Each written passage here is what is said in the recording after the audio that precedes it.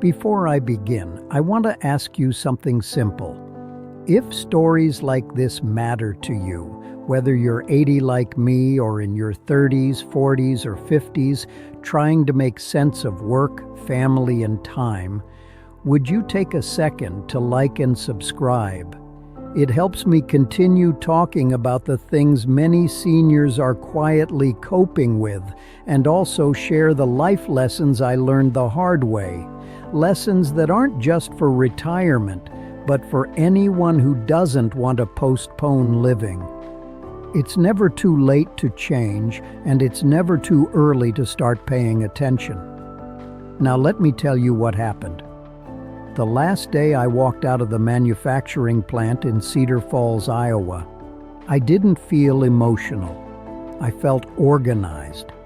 35 years at the same place, same gate, same parking lot, same smell of oil and hot metal in the winter air. My name is Richard Lawson, but everybody there called me Rick. I was dependable, on time, quiet, steady. I carried my things out in a cardboard box. A framed photo of Mary and the kids, a coffee mug with a chipped handle, a retirement plaque I didn't know what to do with. The machines were still running behind me, but the noise didn't belong to me anymore. I remember standing in the parking lot longer than I needed to. Not sad, not relieved, just paused. I thought I was walking into freedom. I didn't realize I was walking into something that nearly could be the end of my time here. I'm 80 years old now. I've been married to Mary for 58 years. We raised 2 good kids, Tom and Lisa. I never missed a mortgage payment, never took a reckless day off. I did what men of my generation believed they were supposed to do: provide, stay steady, keep moving. And for a long time that was enough, or at least I thought it was. The first week of retirement felt like a snow day. No alarm clock, no steel-toed boots, coffee at the kitchen table instead of in a thermos. I watched the sun come up through the same window I'd rushed past for decades. It felt earned. By the second week, I started fixing things. The loose cabinet hinge, the gutter over the garage, the fence post in the backyard that had leaned for years. I replaced light fixtures that were working just fine. I reorganized the basement shelves twice. Mary watched me at first with a smile. By the 3rd month, she was watching me differently. Not unkindly, just adjusting. You see, Mary had her own rhythm for years. Book club on Tuesdays, church on Wednesdays, coffee with her friend Janet on Fridays. She'd built a life inside the space I left each morning, and suddenly I was there, all day, every day, from nothing to full time. She loved me. I never doubted that. But even love needs breathing room, doesn't it? One afternoon, she said gently, "Rick, you don't have to repaint the hallway again." I laughed, but I didn't know where else to put my time and energy. The house was in perfect condition within 6 months. Everything tightened, oiled, adjusted, maintained. There was nothing left to fix. And that's when the quiet got louder. Tom works long hours. Lisa has her own family. They visit, but they're building lives. That's what they're supposed to do. I couldn't just show up every other day because I was restless. So I stayed home. I started sitting longer in my chair by the window. At first, it felt like rest. Then it felt like waiting. For what? I couldn't have told you. Around that time, my doctor mentioned my blood pressure was climbing. Probably adjustment, he said. Retirement can do that. Adjustment. That word stayed with me. I began noticing things I hadn't paid attention to before. The refrigerator hum, the clock ticking, the way afternoon light moves across the living room floor. Time wasn't structured anymore. It was exposed, and without structure, I felt unnecessary, not unwanted, not unloved, just unnecessary. Mary would head out to meet her friends, and I'd watch her grab her purse, keys in hand, purpose in her step. I'd tell her to have fun, and I meant it. But when the door closed, the house shifted. I had spent 35 years being needed somewhere. Now nowhere required me. I didn't fall into darkness. It wasn't dramatic. It was quieter than that. I just started shrinking. I talked less, moved slower. I'd sit and flip through channels without watching anything. The days blended together. Tuesday felt like Saturday. Saturday felt like nothing. One morning, about 11 months after I retired, I caught my reflection in the hallway mirror.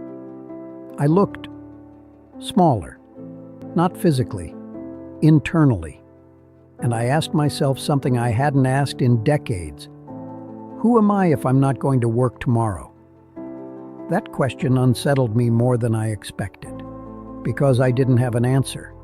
That was the turning point. Not a crisis, not a fight, not a breakdown. Just a quiet realization that sitting all day doing nothing was not rest. It was erosion. And erosion is slow enough that you almost don't notice it. I went back to the doctor around that time. My blood pressure was higher again. "You need activity," he said. "Purpose helps more than pills." Purpose. I had spent a year waiting for retirement to feel good. What if feeling good required something from me? That idea was uncomfortable, but it was also energizing. The next Sunday, I asked the pastor at our local church if they ever needed help with repairs. The back door had been sticking for months. The railing near the fellowship hall felt loose. He looked at me like I'd just handed him a gift. That afternoon, I brought my toolbox. The sound of a hinge tightening felt familiar. The weight of tools in my hand felt natural. I wasn't fixing something because I was bored. I was helping.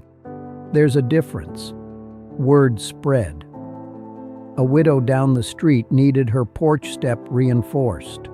A senior group at church needed someone to help set up chairs. Someone's kitchen faucet wouldn't stop dripping. And suddenly, I wasn't waiting anymore. I was contributing. Mary noticed before I did. "You seem lighter," she said one evening while we were washing dishes together. I felt lighter. I joined the senior group at church. Not because I needed company, I told myself, but because they needed someone to help organize events. That's how I justified it at first. But what I found was conversation. Real conversation. Men my age who were also adjusting. Women who had their own stories. Laughter that didn't come from television. I started waking up with plans again. Nothing grand, just small, meaningful tasks. And something unexpected happened. My blood pressure improved. Not dramatically, not overnight, but steadily. The doctor smiled at my next appointment. "Whatever you're doing," he said, "keep doing it." What I was doing wasn't exercise. It was engagement. It was showing up somewhere that wasn't my living room. At home, the change was just as noticeable. Mary didn't say much about that first year when I hovered around the house fixing things that didn't need fixing. She never complained. But I could see now how overwhelming it must have felt, from decades of space to sudden full-time presence. When I began leaving for church projects or senior meetings or to help someone down the street, she exhaled in a way I hadn't noticed before. Not because she wanted me gone, but because balance returned. we started enjoying each other again instead of orbiting each other all day. We sat together in the evenings, not because we had nothing else to do, but because we had both lived full days. That changed everything. Looking back, I don't regret working 35 years. I'm proud of that. What I regret, if that's the right word, is postponing parts of myself. I told myself there would be time later, time to engage, time to connect differently, time to contribute beyond a paycheck. Later came, and I almost wasted it sitting in a chair waiting to feel useful. Usefulness doesn't arrive, it's chosen. I didn't need a job, I needed contribution. There's something about helping someone else that stitches you back together. It reminds you that you're still capable, still relevant, still here for a reason. And it doesn't have to be dramatic. A tightened bolt, a carried box, a listening ear.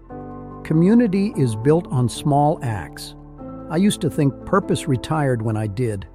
Now I know purpose just changes address. Mary tells me sometimes, "I wish you'd figured this out sooner." She says it with a smile. And she's right. I wish I had too. I wish I hadn't waited a full year, nearly at the edge of something heavier, before realizing I needed to change myself. That year wasn't dramatic. It wasn't loud. That's what made it dangerous. Nothing collapsed. Nothing exploded. I just slowly drifted away from myself. And drifting feels harmless while it's happening. No one else could do it for me. Not Mary, not Tom, not Lisa, not even the doctor. The people who love you can support you. They can encourage you. They can notice when you're quieter than usual. But they cannot step inside your mind and rearrange it. That part belongs to you. And that realization was both sobering and freeing. Because if I was the one responsible, then I was also the one capable. Attitude isn't loud. It doesn't arrive with fireworks or a speech. It doesn't require a big announcement. It's a quiet decision made in a quiet moment, often when no one is watching. For me, it happened on an ordinary Tuesday morning. Same chair, same window, same silence. But I asked myself a different question. Instead of, why does everything feel smaller? I asked, what small thing can I contribute today? That shift changed the direction of my days. I decided I wasn't done. Not done learning, not done helping, not done growing. And that decision changed my health, my marriage, and my days. My blood pressure eased, yes. But more than that, my conversations with Mary deepened. I listened more. I laughed easier. I showed up somewhere each week where someone was glad I came. Retirement didn't make everything quiet. It revealed where I had stopped participating. And participation doesn't require youth. It requires willingness. Now, when I sit in that same chair by the window, I don't feel like I'm waiting. I feel like I'm resting between meaningful days. There's a difference. And if you're somewhere in that quiet right now, wondering whether this feeling is just how it's supposed to be, let me say gently, you're not alone. And you're not finished. Sometimes the smallest decision to step outward again is the one that brings you back to yourself. If you're in that early season of retirement, or maybe a few months in, and something feels off but you can't name it, let me ask you gently, are you resting or are you withdrawing? There's no judgment in that question, only recognition. I read every comment personally, so don't hesitate to share your experience. When did you first notice the quiet? And what helped you move through it? If this story resonated with you, please like and subscribe. It allows me to continue sharing reflections on the things many of us face but rarely discuss openly. We're not finished when we retire. Sometimes we're just beginning. And sometimes purpose is waiting right outside the front door.